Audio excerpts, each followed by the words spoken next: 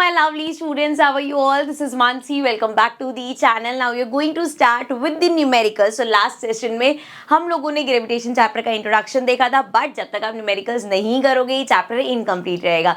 सो इस सेशन में let's discuss some numericals. सबसे पहले एनसीईआरटी का एग्जाम्पल नंबर 9.1 है. इंपॉर्टेंट क्वेश्चन है. इसकी कैलकुलेशन थोड़ी सी वैसी टेढ़ी मेढ़ी सी है. सो कैलकुलेशन समझेंगे हम यहाँ पे. चलो, the mass of the earth is 6 into 10 raised to the power 25 kg and that of the moon is 7.4 into 10 raised to the power 22 kg. If the distance between the earth and the moon is 3.84 into 10 raised to the power 5 kilometres में दे रखा है. ठीक है, तो इसको metres में convert कर लेंगे. Calculate the force exerted by the earth on the moon. So हमें इन दोनों के बीच का फोर्स निकालना है. फॉर्मूला याद है फोर्स का? क्या फॉर्मूला होता है दोनों के बीच का? सो ग्रेविटेशन, ये हमारा ग्रेविटेशन कांस्टेंट हो गया. Mass of earth multiplied by mass of moon upon में जितना उनके बीच का डिस्टेंस है उसका स्क्वायर कर देंगे. ठीक है, तो ये तो हो गया हमारा फॉर्मूला. सब चीजें लिख लेते हैं जो गिवन है. सबसे पहले मास ऑफ अर्थ कितना गिवन है? मास ऑफ अर्थ है हमारा 6 into 10 raise to the power 24. Then mass of moon देख लो 7.4 into 10 raise to the power 22. And then distance, दोनों के बीच का डिस्टेंस कितना गिवन है? 3.84 इंटू में 10 रेज टू द पावर 5. लेकिन ये किलोमीटर में, इसको मीटर में कन्वर्ट कर लेते हैं. किसी भी चीज़ को किलोमीटर से मीटर में कन्वर्ट करने के लिए क्या करना पड़ता है? Multiplied by 1000. सो इसको भी ऐसे ही करेंगे. 3.84 into 10 raise to the power 5 multiplied by 1000 करेंगे. तो यहाँ पे क्या होगा? ये तो एज इट इज रहेगा. इनटू में बस ये जो 10 रेज टू द पावर 5 है, कितनी जीरोस और आ गई? 3 जीरो और आ गई. तो 5 + 3 8 आ जाएगा. सो हमारे पास डिस्टेंस आ गया 3.84 into 10 raise to the power 8 metres. ठीक है, आगे देखो. अब यहाँ पे ग्रेविटेशन की वैल्यू आपको क्वेश्चन में गिवन है. ये जरूरी नहीं है कि हर बार क्वेश्चन में वैल्यू गिवन होगी. अगर नहीं गिवन होगी तो आपको ये वैल्यू याद रखनी है. 3.67 into 10 raise to the power 11 put करते हैं. बट सिंस यहाँ पे 6.7 दे रखा है तो हम 6.7 ले लेंगे 6.67 की जगह. ठीक है, चलो आओ अब स्टार्ट करते हैं. ये हो जाएगा 6.7 into 10 raise to the power -11 multiply by दोनों का मास देख लो. ओ चलो यहाँ पे थोड़ा थोड़ा लिखते हैं. नेक्स्ट स्टेप में थोड़ा एक्सपैंड करके लिख लेंगे. 10 raise to the power 24 into में 7.4 into 10 raise to the power 22. Next step में थोड़ा सा एक्सपैंड करके लिख दूंगी मैं. अपॉन में डी स्क्वायर, डिस्टेंस कितना है? 3.84 into 10 raise to the power 8 इस पूरे का स्क्वायर. चलो इसको ऊपर कर लेते हैं. अब थोड़ा देखो यहाँ पे. अच्छा, ये तो पता ना, जैसे यहाँ पे 10, पहले क्या करोगे? नंबर्स को अपना अलग कर लो. 10 रेज टू दी जो पावर वाले उनको अलग कर लो, क्योंकि यहाँ पे देखो बेस सबका सेम है. सबके बेस में 10 है और रेज टू दी पावर अलग अलग है. तो बेस सेम है. जहाँ मल्टीप्लाई हो रहे सारे प्लस हो जाएंगे और जहाँ डिवाइड होगा वहाँ माइनस हो जाएगा. ये तो बेसिक मैथ्स में पढ़ के आए हैं. तो पहले नंबर्स अलग कर लेते हैं. वी हैव 6.7 इंटू 6 है, इंटू में हमारे पास 7.4 है. And then 10 raise to the power क्या क्या है? -11 है, प्लस 24 है, प्लस 22 है. ठीक है, अपॉन में चले तो इस पूरे का स्क्वायर मतलब 3.84 इंटू 3.84 इंटू में 10 raise to the power 8 into में 10 रेज टू द पावर 8. ठीक है, यहाँ तक कोई दिक्कत नहीं है. चलो आओ भाई आगे करते हैं. अच्छा, यहाँ पे देखो जो कट हो सकते हैं उनको ज़रा कट भी कर लेते हैं. जैसे 2 के टेबल से स्टार्ट करें तो ये आ जाएगा हमारे पास 3. इसको कट करते हैं. ये आ जाएगा हमारे पास 1, 18 की जगह 9 एंड ये आ जाएगा 2. अब यहाँ पे आई थिंक 3 के टेबल से डायरेक्ट कट हो जाएगा. तो ये आ जाएगा 1 पॉइंट, इसकी जगह 2 एंड 24 की जगह 8. ठीक है, और देखो ये अगेन 2 के टेबल से कट हो जाएगा. तो ये आ गया 0.64 एंड इसको करेंगे तो आ जाएगा 3 एंड 14 की जगह 7. ठीक है, चलो और देख लो. और कुछ कट नहीं हो रहा. 7 8 9 ठीक है 6 ये भी कट नहीं होगा. सो इसको एज इट इज छोड़ देते हैं. अब इनको लिख लेते हैं. वी हैव 6.7 मल्टीप्लाइड बाय, ये तो पूरा कट हो गया, 3.7 इंटू में 10 रेज टू द पावर. जरा इसको सॉल्व करो. 24 22 को प्लस करो. ये आ जाएगा 4 5 6 46 आ गया. इसमें से 11 माइनस करो. 6 में से 1 गया 5, 4 में से 1 गया 3. तो ये आ गया हमारे पास रेज टू द पावर 35.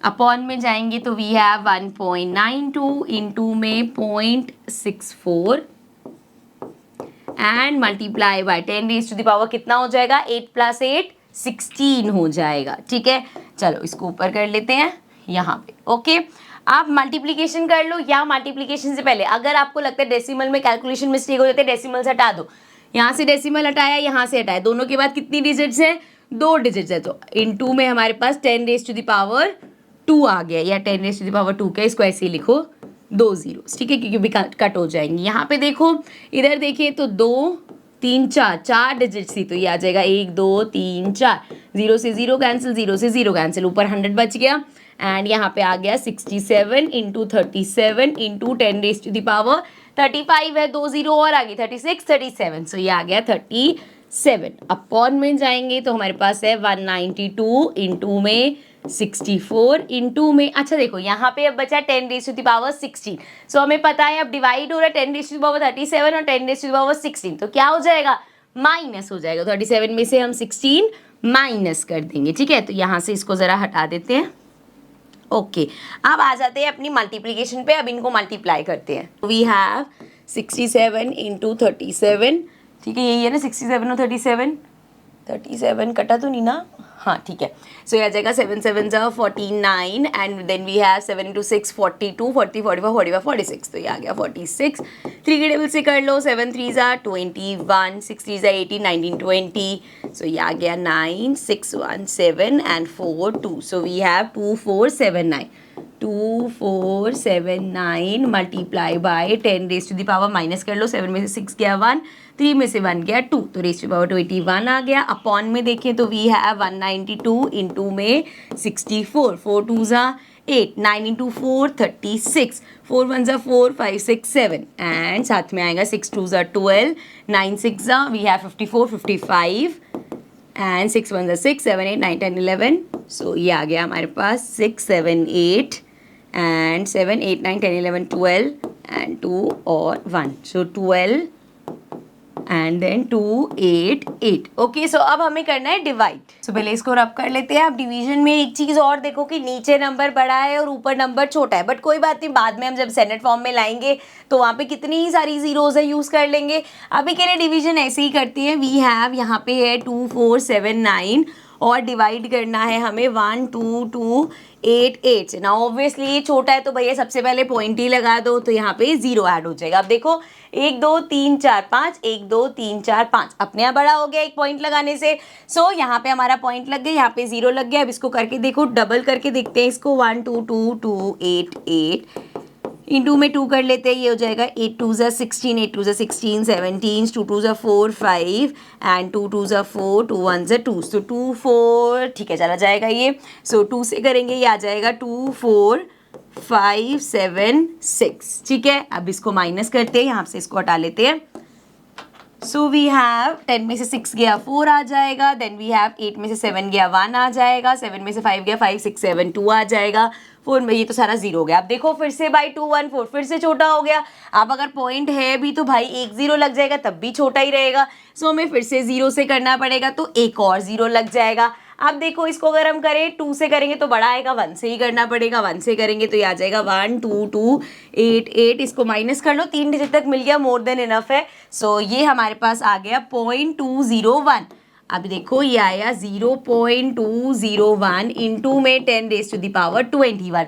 अब अगर हम स्टैंडर्ड फॉर्म पे जाएं तो हमें क्या चाहिए, सिर्फ एक डेसिमल आगे शिफ्ट चाहिए। सो सिंपली इसको लिख सकते हैं हम 2.01 इंटू में, अब यहाँ से हमने एक 0 लिया तभी तो डेसिमल शिफ्ट हुआ, तो 21 थी जीरोस, ये 20 बच गई सिर्फ, सो 10⁻20 आ गया। सो 2.01 इंटू 10⁻20 ये अर्थ और मून के बीच का फोर्स है, ठीक है। आई होप समझ में आ जाएगा। आई नो क्वेश्चन में सिर्फ और सिर्फ कैलकुलेशन का खेल है, सो अभी आपको मैंने एक एक स्टेप मल्टीप्लाई डिवाइड सब करके दिखा दिया, तो कैलकुलेशन में आपको अब डिफिकल्टी नहीं होगी।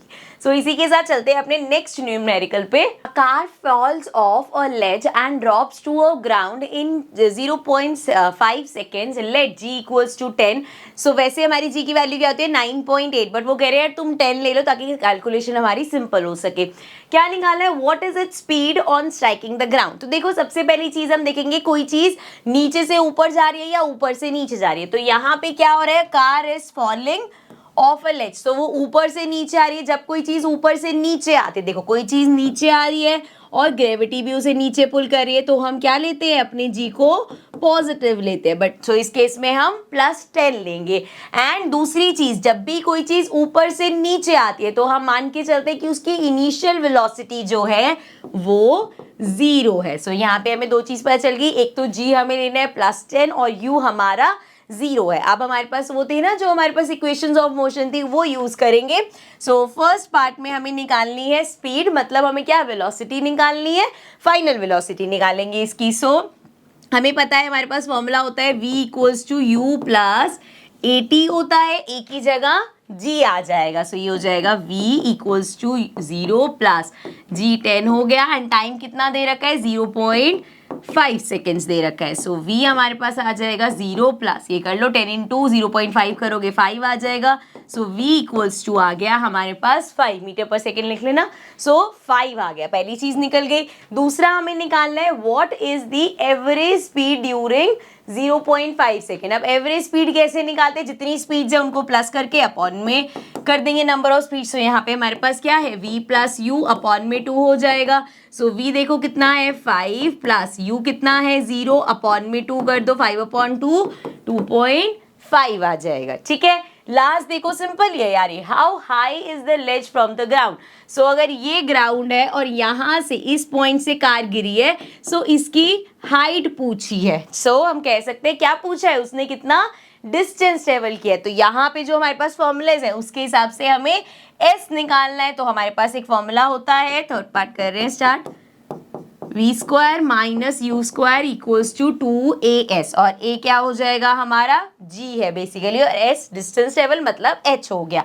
सो वैल्यूज पुट करो, v² मतलब 5 का स्क्वायर - u² 0 का स्क्वायर 2 × 10 लेना है। सो ये आ गया 10 एंड s हमें फाइंड करना है। सो ये हो गया 5 का स्क्वायर 25 - 0 एज इट इज रहेगा, ये हो जाएगा 20s। सो इसको ऊपर करते हैं, ये हमारे पास आ जाएगा 25 अपॉन में 20 एंड यहाँ पे कैंसिल करोगे तो ये आपके पास आएगा 4 पे, ये आएगा 5 पे, इससे करेंगे तो आ जाएगा 1.25। सो s हमारा आ गया 1.25। इतना डिस्टेंस उसने ट्रेवल किया, या ग्राउंड से इतनी उसकी हाइट थी।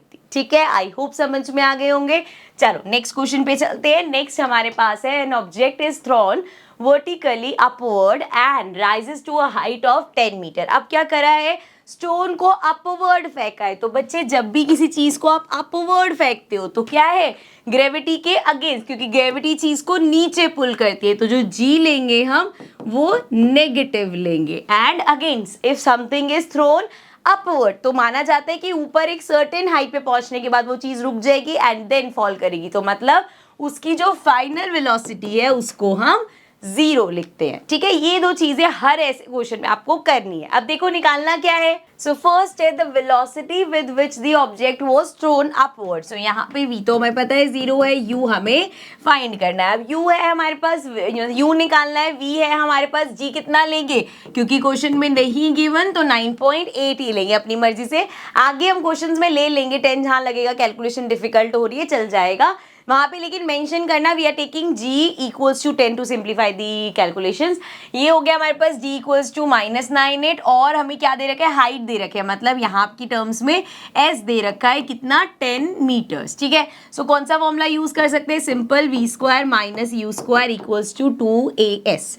सो v कितना है 0, तो 0 का स्क्वायर 0 माइनस u कितना है, फाइंड करना है, u² हो गया 2a हमारा क्या है, बेसिकली g है कितना -9.8 और s कितना है 10। सो ये हमारा हो जाएगा, देखा जाए तो है तो माइनस में ही, एंड 9.8 को 10 से करेंगे 98 हो जाएगा। सो 98 को जरा 2 से मल्टीप्लाई कर लेते हैं, 8 2 ज़ा 16, 9 2 ज़ा 18 + 1 19। सो ये आ गया 196। तो ये आ गया जी 196 और यहाँ पे -u² है, पहली बात ही माइनस से माइनस, क्योंकि देखो 0 में से कुछ भी माइनस होगा नेगेटिव ही आएगा, तो माइनस से माइनस कैंसिल एंड u = आ जाएगा अंडर रूट में 196।